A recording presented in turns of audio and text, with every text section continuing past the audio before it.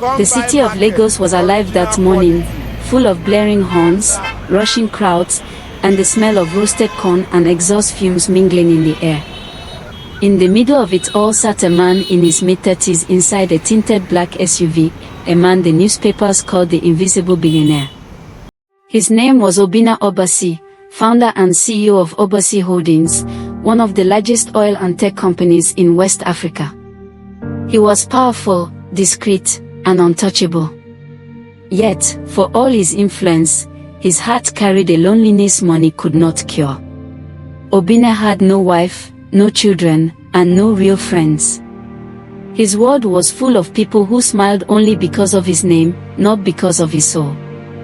That changed one fateful evening when he met a woman named Amaka through an online charity forum. She wasn't like the others. Her messages were humble, her jokes warm, her prayers heartfelt. She told him stories about her small clinic in Enugu, where she worked as a nurse tending to children whose parents could barely afford drugs.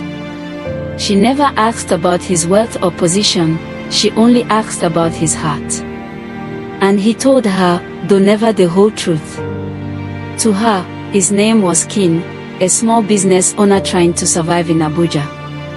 They bonded over months, exchanging voice notes that often ended with laughter or whispered goodnights.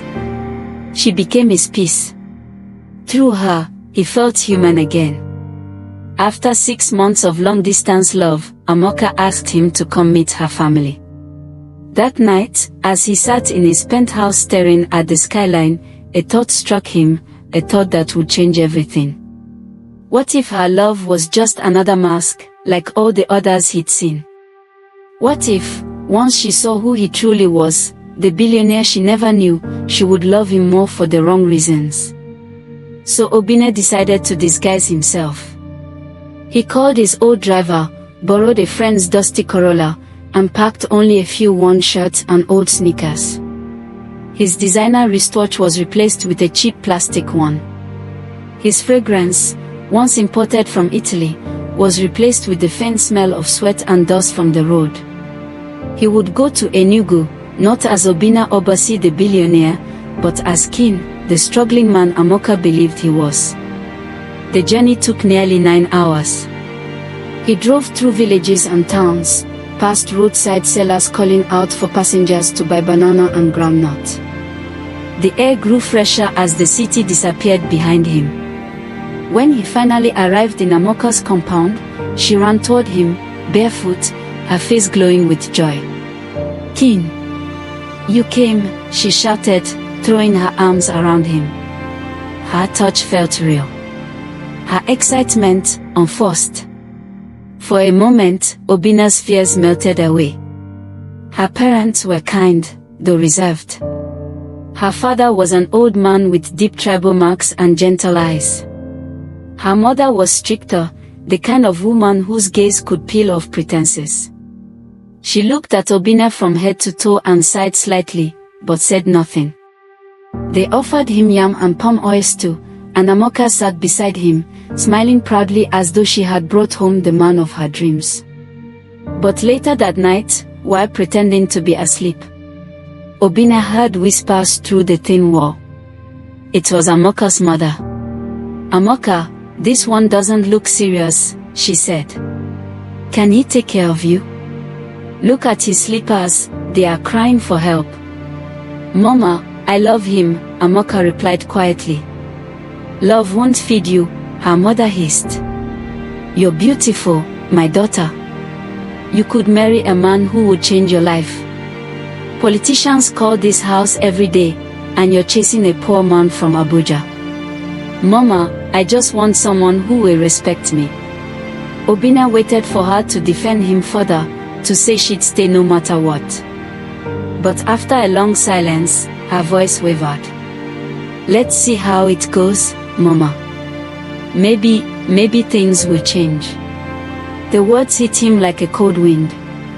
For the rest of the night, he lay awake, staring at the ceiling, listening to the crickets outside, and wondering if any woman could ever love him without conditions. The next morning, he took Amaka to the market. They walked hand in hand past stalls of spices and fabric. He decided to test her heart one last time. As they crossed the road, a black Lexus convoy sped by, surrounded by security. He pointed toward it. "Amaka, if you had a chance to marry a man like that, rich, powerful, would you leave me?" She laughed nervously. "Oh, Kin, don't talk like that. I just want a good life. If you can't give me that, I'll have to think of my future, won't I?" Obinna smiled faintly and nodded, his heart sinking beneath the weight of her honesty. The next few days were quiet. He helped her father fix a broken door, played with the children in the compound, and even bought foodstuff for the house with the little money he brought. Amaka still smiled and treated him well, but he saw the flicker of doubt in her eyes whenever she spoke about the future. When it was time to leave, she cried. She held his hands tightly at the bus park and said, "Kin, don't forget me. Promise you'll call." He looked at her for a long time before replying, "I won't forget you. But remember, love built on lies will always crumble on truth." She frowned, confused by his words, but he only smiled and entered the bus. 2 weeks later, Enugu woke up to chaos. A convoy of black vehicles rolled through the dusty streets. Men in suits stepped out, followed by a tall, well-dressed man in dark glasses. The neighbors whispered, "That's Obinna Orba-see, the billionaire." The same man who had left in a Corolla now stood before them in a tailored Italian suit. Amaka came out of the house, speechless. Her mother nearly fainted. "Obinna," she stammered. "But, where is Kin?" He removed his glasses slowly. "Kin is me," he said. "My real name is Obinna Orba-see." Amaka gasped, her knees shaking. "You lied to me." He looked at her quietly. "And you lied to yourself. You said you didn't care about money, but the moment you saw poverty, your love began to fade. I wanted to know if your heart could see beyond what money can buy, but you showed me that love can be sold, just like everything else." Her mother knelt before him, begging, "Sir, she didn't mean it that way. She loves you, she was just afraid." Obinna turned to her, his voice calm but firm. "Fear reveals the truth, Mama. And now I know the truth." Amaka fell to her knees, tears streaming down her face. "Please, Obinna, I love you. I was foolish. I thought." "You thought you were choosing your future," he interrupted gently. "But you chose your price." He turned, entered his car, and drove away. The dust from his tires rose into the air as Amaka's cries echoed down the street. Years passed. Obinna built more companies, bought more lands, yet no amount of success filled the quiet emptiness in his heart. Sometimes, late at night, he would sit on his balcony in Ikoyi, watching the city lights and remembering the simplicity of that Enugu compound, the smell of palm oil, the sound of Amaka's laughter before the truth shattered everything. He often read her old messages, the ones where she said, "I don't care about your money, Kin. I just want you." And he would whisper to himself, "Maybe one day, I meet someone who truly means it." Meanwhile, in Enugu, Amaka never recovered. Her mother said she stopped laughing the day the Rolls Royce left her gate. She still worked at the clinic, caring for sick children, but her eyes carried the heaviness of regret. Every time she saw a car that looked like his, her heart skipped a beat. Some nights, she would step outside and stare at the moon, whispering into the silence, "Kin, if you ever hear me, know that I truly loved you, even if I didn't know how to show it." But far away in Lagos, under the same moonlight, Obinna whispered the same name, wondering if love was ever meant to survive without disguise. 3 years passed after that unforgettable day in Enugu, but the memory still lived in Obinna's mind like a scar that refused to fade. Time had built him taller towers, signed him bigger contracts, yet the ache inside him grew stronger. He had dated a few women since then, models, socialites, even a senator's daughter, but none could fill that emptiness Amaka had left behind.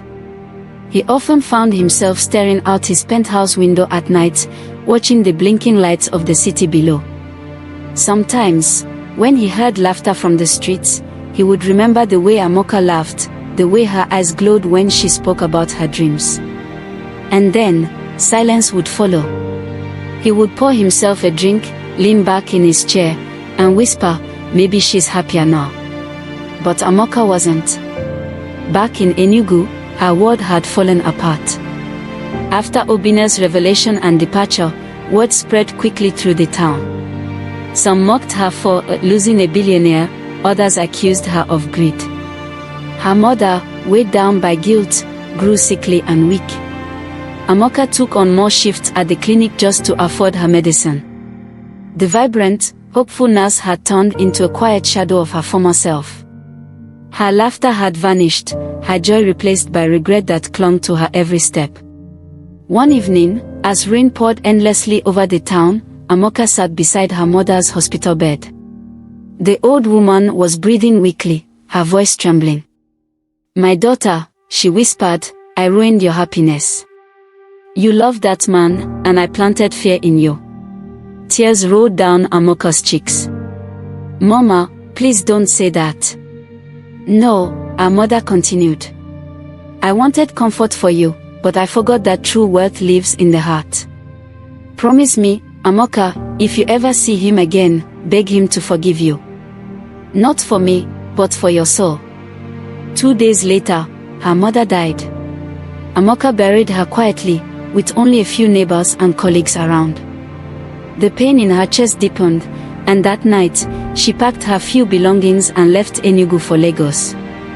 She had no one left in the village, and the clinic reminded her too much of everything she lost. In Lagos, life was not kind to her. She got a small nursing job at a private hospital in Yoba, sharing a single room with another nurse. Her salary barely covered rent and food. But she worked hard, treating her patients with kindness and always volunteering for night shifts to avoid being alone with her thoughts. Fate, however, was not done with her. One night, during her shift, a car screeched to a halt at the hospital entrance. The security guard shouted for help as men rushed in carrying an unconscious man in a blood-stained suit. Amaka and 2 doctors hurried to the emergency room. The man had been in an accident, his car had collided with a truck on 3rd Mainland Bridge. As they walked frantically, Amaka pressed gauze against the man's bleeding arm, whispering to the doctor, "His pulse is weak but steady." Then the man's hand twitched. His face turned slightly toward her, and her breath caught in her throat. Even through the blood and bruises, she recognized him. It was Obinna. For a moment, the world went silent. She froze, staring at him, her hands trembling. The same face that had haunted her dreams now lay before her, fragile, human, broken. "Amaka," one of the nurses called out, snapping her back to reality. "We are losing him." She blinked away the tears and focused. Her heart raced as she adjusted the oxygen mask, pressed against his chest, and whispered, "Don't you dare die, Obinna. Not like this." Hours later, the surgery was successful. He had multiple bruises and a fractured leg, but he would live. Amaka spent the rest of the night watching over him, her eyes never leaving his face. When morning came, Obinna opened his eyes slowly. The room was white, quiet, smelling faintly of antiseptic. He turned his head and saw her. For a long moment, neither spoke. The silence between them was heavy, filled with years of unspoken words. "Amaka," he said weakly. She nodded, tears gathering in her eyes. "Yes, it's me." Obinna tried to sit up, but she gently placed a hand on his shoulder. "Don't move. You were in an accident." He stared at her, disbelief flickering in his eyes. "What are you doing here?" "I'm a nurse," she replied softly. This is where I work." He let out a small, pained laugh. "So, fate brought you back?" Amaka's lips trembled. "No, Obinna. Fate punished me. Every night since you left, I wished I could undo my mistake. I lost everything, my mother, my joy, my peace. And now, seeing you here, it feels like a second chance I don't deserve." Obinna looked away, his voice low. "You had your reasons. Maybe I was too harsh. Maybe I expected perfection from a woman who was only human." She shook her head, tears streaming freely. "No, you were right. I was weak. I let fear win. I thought love needed proof of wealth, but I didn't realize wealth means nothing without love." For a long while, neither said another word. The rain began to fall softly outside, tapping the window like the rhythm of forgiveness. Days turned into weeks. Amaka continued caring for him, changing his bandages, bringing him food, making sure he took his medicine. Slowly, the distance between them began to melt. They talked about the past, their regrets, and the memories they still carried. One evening, as the sun set behind the Lagos skyline, Obinna sat up on his hospital bed and looked at her. "Amaka," he said quietly, "if I told you I still think about you, not the woman I met in Enugu, but the one sitting here now, what would you say?" She looked down, her voice trembling. "I'd say that I've never stopped loving you, even when I didn't deserve to." Obinna reached for her hand. "Then maybe, we can start again. Not as billionaire and nurse, not as strangers with regrets, but as two people who finally understand what love truly means." She couldn't speak. She only nodded, tears rolling down her cheeks as she gripped his hand tightly. That night, as she walked out of the ward, she looked up at the sky and smiled for the first time in years. Somewhere deep inside, she felt her mother's blessing, the quiet whisper of peace returning. And for the first time in a long while, Obinna slept without loneliness. He had tested love once and lost it, but fate, cruel and merciful, had given him another chance to find it again, this time without disguise. If you want to make sure you don't miss out on what's coming next, the best way to stay in the loop is to hit that bright red subscribe button right below the video, and if this story resonated with you, go ahead and hit the notification button and give it a like and let me know the content you love the most.